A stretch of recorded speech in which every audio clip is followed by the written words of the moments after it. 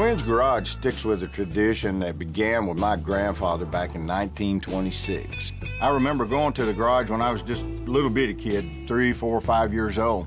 My dad actually gave me a lot of the old tools that my grandfather used in his garage, which I still use today. I use the floor jacks that my grandfather used. I actually have the sign that was on the front of my grandfather's garage, which is kind of old and rusty and a little bit faded, but still in Quinn's Garage. With my grandfather's garage, it was very different than most garages that you see today. Any mechanical work that needed to be done, they could do it, all the way from rebuilding the motor to rebuilding transmission, brakes, rear ends, and it was kind of a one-stop shop. You could actually get your car polished and detailed. I've got an old 1951 Ford pickup truck that I've been restoring. I have a 1940 Chevrolet that is the only car I remember my grandfather Quinn ever driving.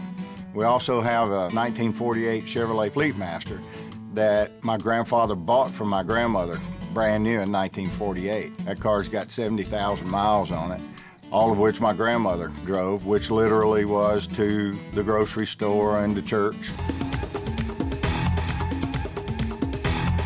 The tradition has kind of been handed down. I guess you might say I grew up around mechanical things and got into the music profession, but I never left the mechanical aspects. I really enjoy what I do in the music business, but I really enjoy working in my garage too.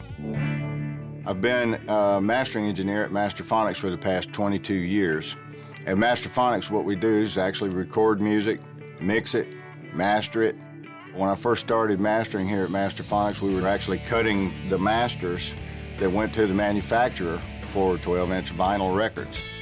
The industry's changed a lot over the past few years. With the advent of new technology, it's become easier and easier for people to do things at home and in their own studios with good sound quality. However, there is still a place for the professional recording studios. There's no substitute for the sonic environment that we're in. There's no substitute for the professional grade equipment that we use here. A lot of my hobbies, as you can tell, are a little bit different from most audio engineers. I make my living with my ears, so it's extremely important driving race cars, riding motorcycles and stuff that I use ear protection. I've always told everybody that I love good music. I listen to all types of music as long as it's done well. That a fine-tuned motor is music to my ears, just like a good song and a good recording.